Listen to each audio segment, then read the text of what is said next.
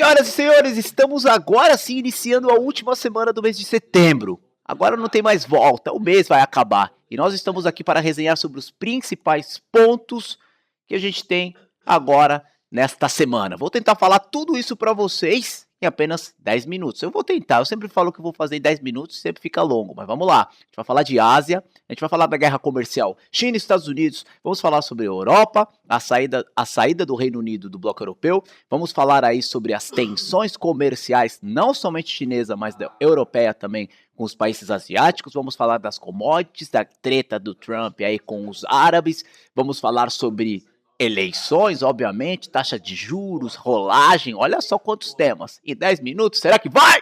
Bom, galera, então vamos começar do início. Antes de mais nada, se você gosta desse tipo de conteúdo, já deixa o seu like aí. Deixa o seu like aqui que é muito importante para nós, deixa a gente bem ranqueado, é legal e é uma forma de você demonstrar que de alguma maneira eu consigo te ajudar. Então deixa o seu like, se chegar no final você não gostou, aí você dá o seu dislike e não aparece mais aqui, beleza? Então beleza, vamos lá.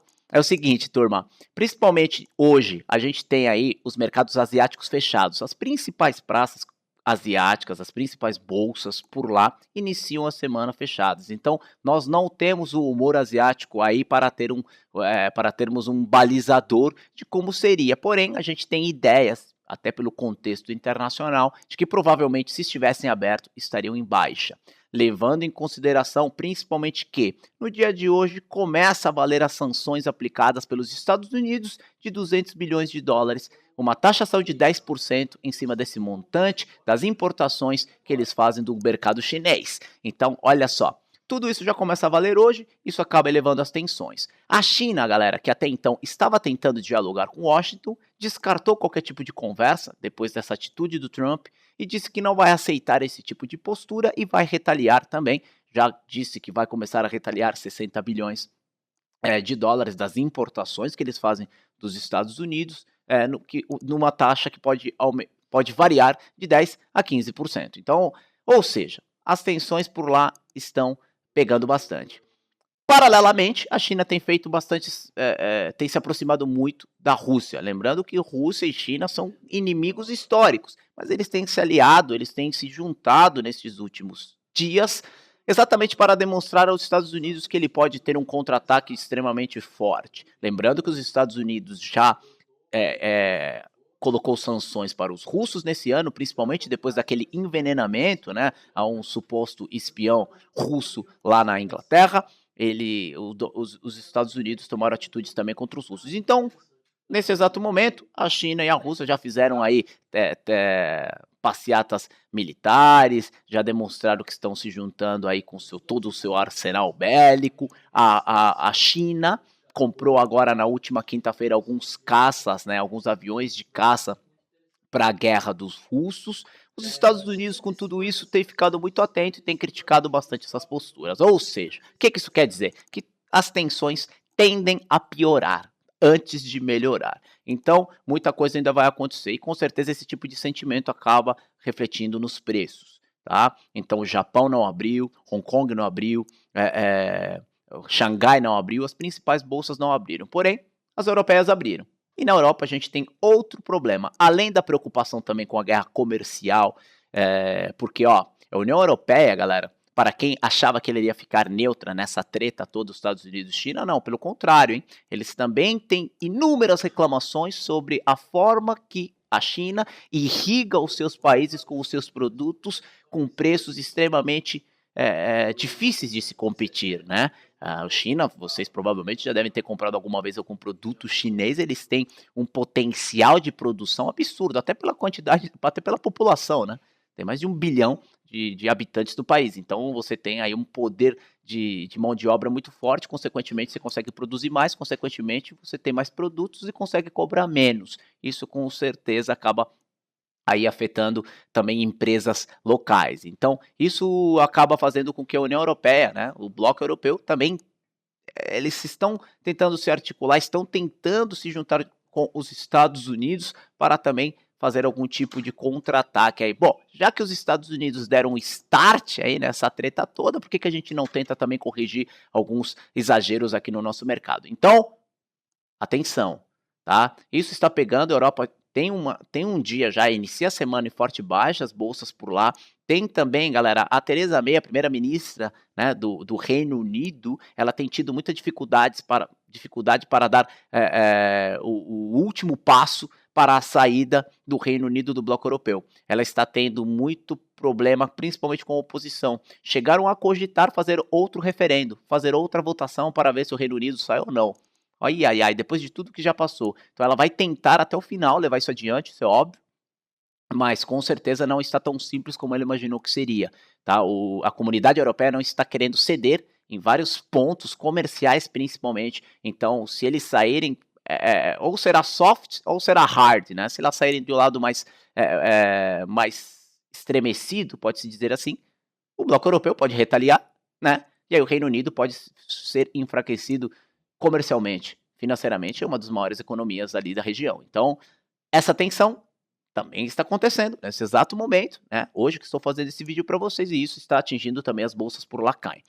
Vamos agora para a América, vamos falar um pouquinho dos Estados Unidos. Primeiramente, eles vão começar, já está valendo a taxação contra os países chineses. Legal, beleza, tal.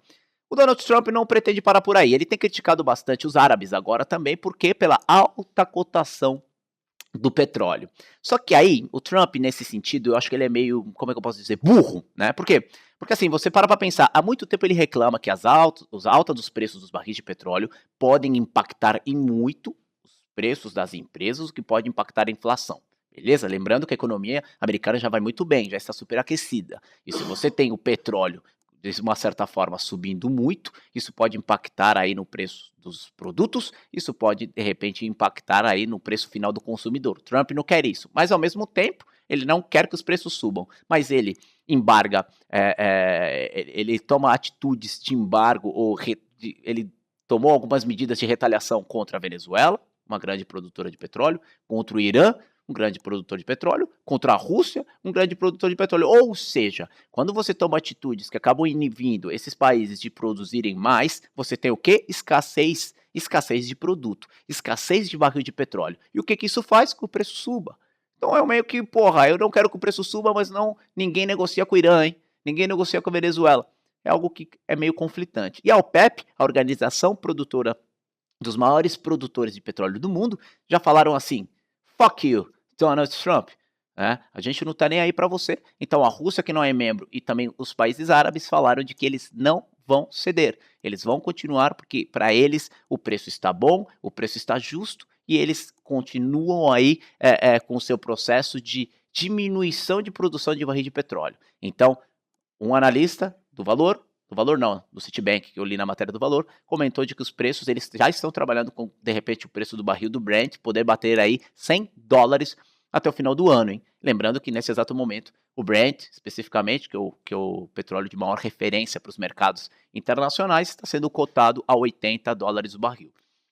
Tensões, esse tipo de coisa acaba estressando um pouquinho os mercados. Outras coisas também, galera, que podem fazer com que a Bolsa Americana tenha uma forte realização nos próximos dias, talvez meses, tá? O que, Alisson? Primeiro, ela vem subindo muito, beleza? Recorde de alta. A gente viu a Amazon, né, bater 1 trilhão de valor de mercado, né? Até então somente a Apple tinha conseguido esse feito, né? Você tem as famosas FANGs, né? Facebook, Google, Amazon, Netflix, né? Enfim, você tem essas empresas de internet, né?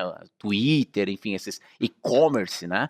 Que acabam tendo uma movimentação de alta muito forte, e isso acaba fazendo com que, por exemplo, elas foram responsáveis por aproximadamente 80% da valorização do S&P 500. Então, se vocês tiverem essa noção, pensa assim, que somente 5 ou 6 empresas foram responsáveis por 80% da movimentação de um índice S&P 500, que engloba 500 empresas. Olha o tamanho do potencial dessas empresas aí de tecnologia, essas empresas de mídia, né? Olha só como isso é realmente muito impactante. E o que o Trump está fazendo? O Trump tem uma crítica muito forte a empresas como a Google, como o Twitter. Ele é muito tretado com o dono da Amazon, que também, por sinal, é um dos mesmos donos do Washington Post, né? Também do jornal americano, porque eles batem muito forte no Trump, etc e tal. E ele tem dito que vai tomar medidas para tentar evitar as fake news, etc e tal, e tentar, enfim, criar algum tipo de restrição para esse tipo de negócio. Obviamente, quando você fala em restrição numa democracia, na maior democracia do mundo, teoricamente e tal, você pode abalar aí o sistema financeiro dessas empresas. Então, isso pode fazer com que, já que essas ações subiram tanto, pode ser que em algum momento elas passem a corrigir. E o Trump pode ter uma mãozinha nisso aí, se ele levar adiante isso. Quarta-feira, taxa de juros dos Estados Unidos. Quarta-feira, taxa de juros dos Estados Unidos. Há um consenso de que eles vão aumentar em 0,25% a sua taxa de juros, tá? Então, assim, galera, eles vão aumentar em 0,25% a taxa de juros. Lembrando que os Estados Unidos mantiveram uma política de juro próximo de zero desde a crise do subprime. Então, pode ser que os Estados Unidos estejam puxando aí uma demanda, puxando uma tendência de para que outras economias comecem a fazer o mesmo. Outras economias aí também a gente pode falar de repente, o bloco europeu também, que já dá sinais de que o ano que vem também começará a aumentar a taxa de juros. E o que isso significa, galera? Preocupação para os emergentes. Países como o Brasil que tem ainda a sua economia frágil, situação política frágil, perde esse tipo de investimento, porque a galera fala, mano, por que eu vou deixar dinheiro no Brasil, né, que me paga pouco? Hoje nós estamos com a nossa taxa, né, a gente teve a taxa Selic semana passada, ficou em 6,5%, então a gente tem aí uma das menores taxas desde a série histórica, né, desde que inventaram aí a nossa taxa base, nossa taxa referência. Por que eu vou deixar o dinheiro no Brasil, que paga 6,5%, com todo esse risco que tem, se eu vejo que os Estados Unidos estão aumentando sua taxa de juros e de repente eu consigo ganhar um pouco mais lá, de uma certa forma mais segura? Então, dinheiro sai do país e migra para lá. Beleza? Legal. Vamos logo chegar aqui no Brasil, rapidamente falar das eleições. Galera, eleições. Não tem como falar de outra coisa. Nós temos 10 pregões até o primeiro turno.